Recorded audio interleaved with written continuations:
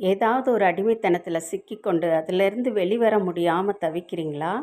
வாங்க ஜெபிக்கலாம். ஆண்டவர் உங்களை விடுதலையாக்குவார்.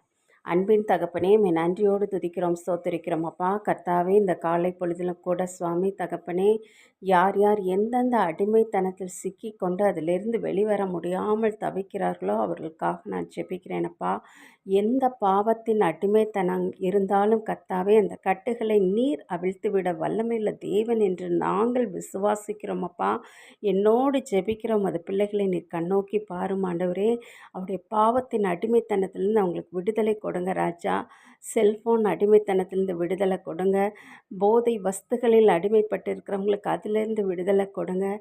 இன்னும் என்னென்ன பாவத்தின் பழக்க வழக்கங்களில் கர்த்தாவே அடிமைப்பட்டு இருக்கிறார்களோ அந்த காரியத்திலேருந்து நீங்கள் அவங்களுக்கு ஒரு விடுதலை கொடுங்க ராஜா. கர்த்தாவே, நீரே ஒருவரே ராஜா எங்களை விடுவிக்க வல்லமில்ல தேவனப்பா. தகப்பனே, நீர் ஒருவரே எங்களை விடுவிக்க போதுமானவர் ராஜா. நீர் விடுவியும் சுவாமி, விடுவியும் அப்பா. பாவத்திலிருந்து விடுதலையாக்கும். அடிமைத்தனத்தின் நுகங்களை நீர் அறுத்து போடும் சுவாமி. இயேசு ராஜாவின் நாமத்தில் ஜெபிக்கிறோம் பிதாவே. ஆமென்.